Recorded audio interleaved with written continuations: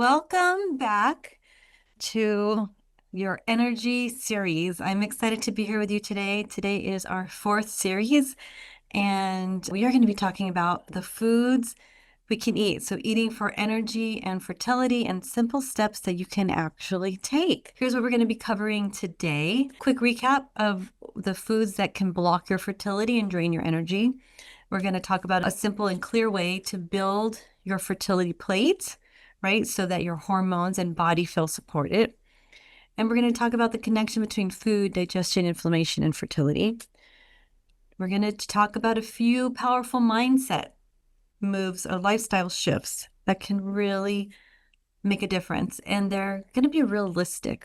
And by doing that, we will create one action step. We're continuing. It's with action because action is where it is.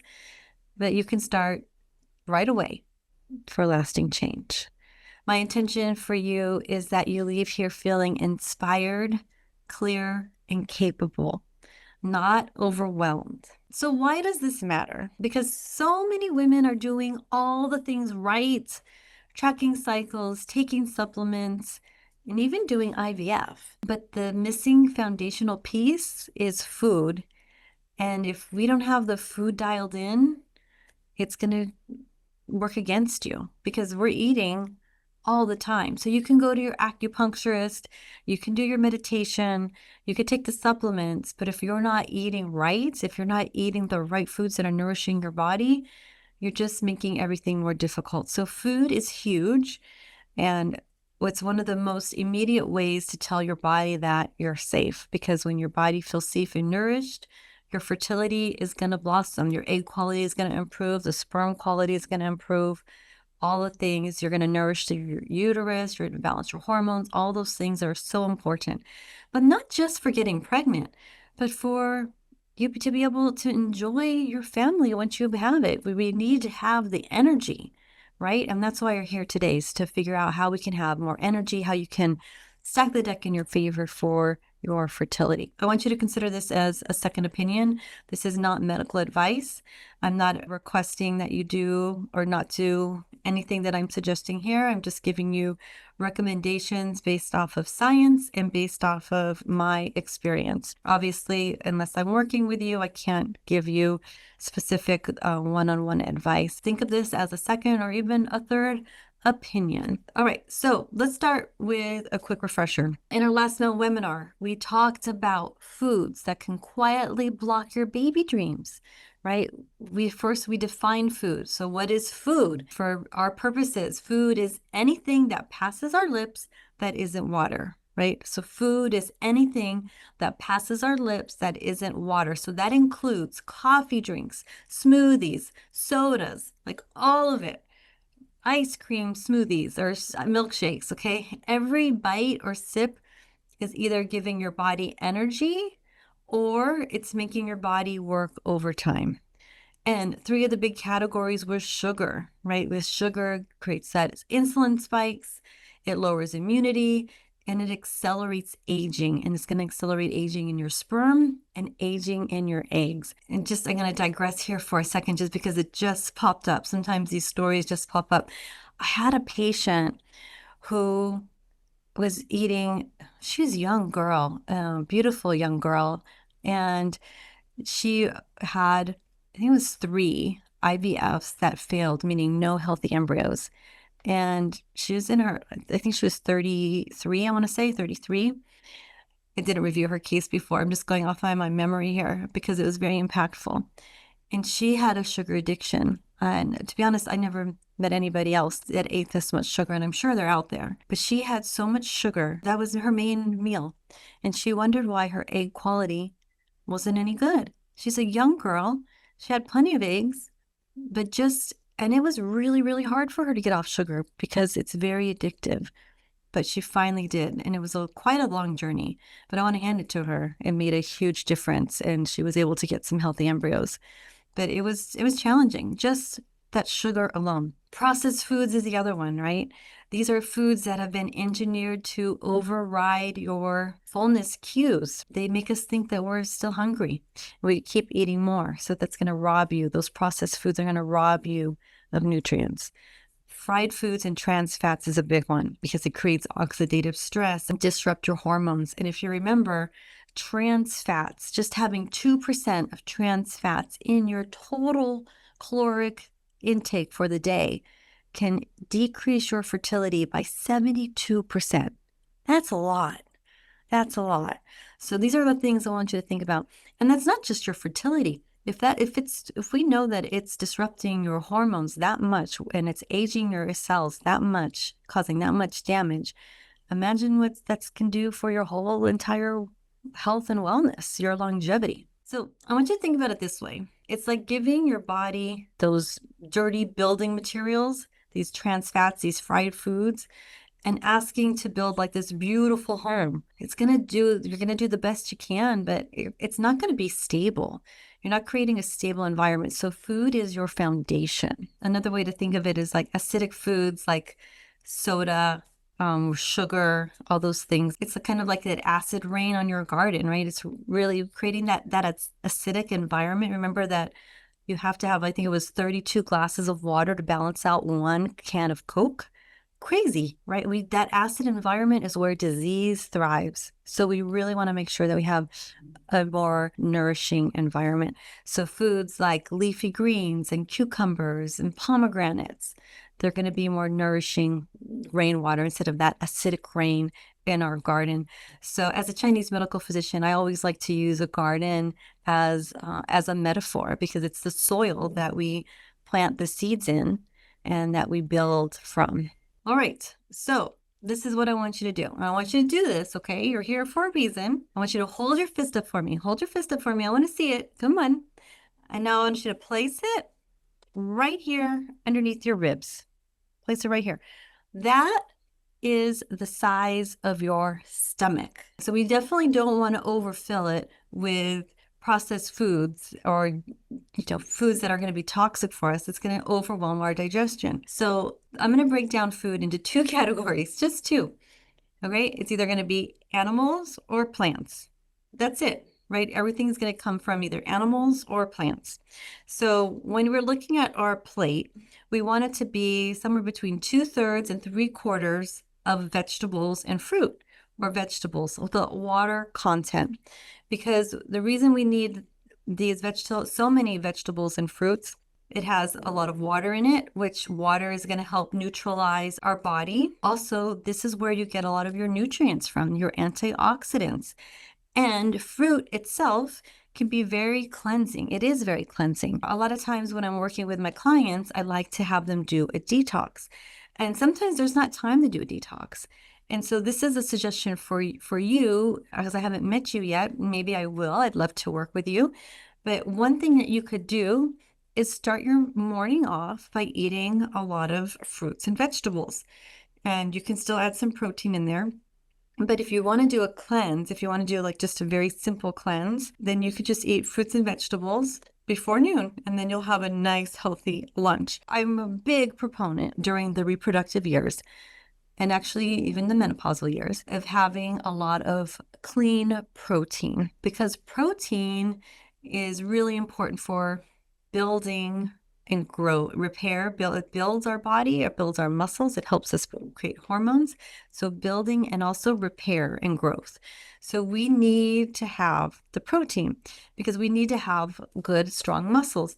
In fact, I remember when I was studying kinesiology in my undergrad, exercise physiology, this was very shocking to me. And I learned that around the age of 30, we lose 1% of muscle on average, 1% of muscle a year. So that means by the time we're 70, we've lost 40% of our muscle. So we're going to get into movement later. But I just want you to know that the foods that we eat is also going to contribute to keeping our muscle. Protein is also really important for fertility, especially red meat. So, but again, we really want to get it from a clean source. That being said, as you're thinking of animals and plants, we still need to have more fruits and vegetables. So one fun way, how do we know this? Because we just look at our biology, right? I mean, if you look at your teeth, we have 8 bicuspids, right? And the bicuspids are for us to eat and tear the meat. We have the 4 teeth here, the flat teeth, and those are for chomping, right? And then we have the back molars for the chewing. So that tells us that we need to eat meat and we need to eat plants, but we need to eat more plants. So we do need to have a balanced meal. I think that's a really simple way of looking at things because there's so many diets out there, from the carnivore diet to the vegetarian diet to the paleo to the keto to the whatever. So many diets out there. And what's really important for you to do is learn what works for your body and what works for you. And in general, we need to make sure that we're having balanced food and eliminating those things that we talked about last time, those things that are clogging and blocking our fertility. We need to eliminate those and minimize those as much as possible. Now, that being said, I'm not suggesting that you have to have this perfect, lifestyle of no, none of that stuff. No, no cake on your birthday, no ice cream. That's not what I'm saying at all. What I'm saying is, while you're healing, maybe you need to minimize it even more. Like, think of this as you're healing. And I understand that this is a process. There's always room for growth. There's always room for improvement. We're never going to be perfect. And I think that's one of the beautiful things about life. But we got to do the best we can. So it's a process. If you're having, 2/3 to 3/4 of your plate, breakfast, lunch, and dinner, that's a lot of vegetables. And my goal, well, it's not my goal, but it's recommended. My goal for you is that you get up to 8 to 12 servings of vegetables a day. Now, most people I work with are around 2 or 3, sometimes 1 serving of vegetable a day. And it's really hard to go from like 2 to 8. That's really hard. But going from 2 to 4 is very doable. So where can you add, another serving of vegetable? And yes, vegetables in the morning are fantastic. You can add vegetables with your eggs. You could add vegetables in a smoothie, right? Some fruit and vegetables in the smoothie. That can be, in fact, that's how I start my morning. Most mornings I use a vegetable protein and I put some fruit and spinach. And sometimes I even use a vegetable powder. I'll be honest, sometimes I cheat, especially when things are super busy or I haven't planned, which we're going to get to in a minute. Now, the other thing is when we're eating, okay, when that food hits your tongue, saliva starts sending messages to your brain, right? Your tongue is the most sensitive muscle and it communicates with our brain and also communicates with our stomach. So it starts like ringing that dinner bell. Hey, it's got to get to work. Your stomach, right? You got to start producing that acid. Like, if you just think for a moment, close your eyes if you can, and imagine biting into a crisp, sour apple, right? You just can feel that crunch, feel the sourness, like you can feel the saliva increasing, right? Do you notice it increasing? Right? It's your body turning on the digestion. So just the power of your mind, imagination, which we'll talk about more next time, can really already start the digestion process. And we want to make sure that we're chewing our food. So depending on the type of food, you want to chew between 20 to 40 times. And that may sound like a lot, because if you're like my husband, who I just adore, when he comes home for dinner, he's shoveling it in. I don't think he even swallows. And to be honest, I do that too sometimes when I'm running in between patients, or sometimes I just forget to slow down. So I would like to invite you to do, a 4-4-8, or even that box breathing that I taught you in the first session. Then that 4-4-8 breath before you eat, because that's where you're going to be able to rest and digest. Because if you're not resting and digesting, if you're not in that fight or flight mode, your body isn't going to digest and break down your food. So again, these were foods that help your fertility, are proteins. They're going to help you build the muscle, so you're going to have more energy. It takes a lot of energy to build a baby, to make a baby, create a baby, hold a baby, all the things. It's going to help with hormones, right? The proteins are literally the building blocks of life. We want to make sure that we have a lot of fiber, so that you're going to get the fiber in your fruits and vegetables. Because if you think of like the fruits, one of the things about having fruits first thing in the morning, if you're going on like a gentle cleanse, it's going to clean you out, because there's so much water and fiber in the foods, And the other thing I wanted to share with you is digestion starts not only in the mouth where the saliva is, but it starts with our esophagus, right? It sends a signal to our intestines that food's coming, we got to clear things out. So there's nothing like some good high fiber, high quality water or high water nutrient foods that can help you clean that out. So then the other thing that's really, really important is having healthy fats. So we want to avoid seed oil, but seeds are very healthy. You want to have things like avocado oil is really great. Avocado itself is amazing. Fish is a great source of healthy fat. Eggs are a great source of healthy fat. The yolk is really important. And healthy fat helps you stabilize blood sugars. It helps you balance your hormones. And it's really good for egg and sperm quality. And then again, just foods that are anti-inflammatory, that are more alkaline that we talked about, because that's going to protect every single cell, right? With the antioxidants, it's going to protect it and it's going to neutralize, keep it in a healthier environment. Because if we have inflammation in our body, one, we can't lose weight. Two, it makes it harder. It's going to age us. Three, we don't feel good. We have less energy because our body's trying to heal itself. And it just makes things much more difficult to get pregnant, to stay pregnant. And just to talk about wheat, because that's usually a big concern. So I'm not necessarily against wheat unless you have an issue with it. I don't eat a lot of it because I've learned that I have a sensitivity to it. There's a certain point I just don't feel good, but I can allow myself to have 1 or 2 servings of bread a week. And I pay attention to how I feel, and I really get high quality breads. So the problem is, I don't know if you've ever experienced going overseas, but the problem with our wheat is the glyphosates that are in the wheat. They're sprayed in the wheat. It's not necessarily wheat itself. And I do consider wheat to be like pastas and rice to be more of a plant-based. So you would put that in the plant-based category. Now, I wouldn't want your plate to be all pasta. I would still want it to be the amount. If you're going to go to those more starchy vegetables, a smaller amount because it's more dense. I want you to stay more with the other, the greens and the reds, the more the typical vegetables that we think of. Let me just bring this home with some simple ideas. So think about this. We want to make 75%, 66, 2/3 to 3/4 of our meal water rich plant-based. So no overcooking, and it's good to mix cooked and raw. I want you to eat a lot of fruit, maybe, and a lot of fruit is going to be, maybe 3 servings, 4 servings a day. This might be a lot to increase, so it doesn't have to happen overnight, okay? You want to swap out that refined sugar, and you can have honey. Like honey is a great source of sugar. It has so many benefits especially if you get a locally sourced honey. So good. Honey's so good.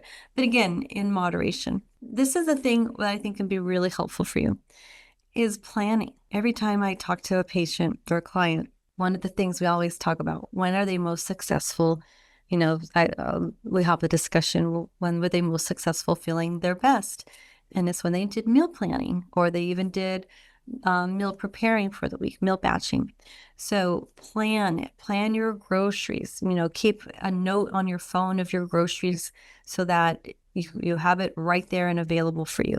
And think ahead, right? I know this requires us to be conscious and we're so busy, but this is really going to give you more energy. And once you get that rhythm, it's going to make a huge difference for you.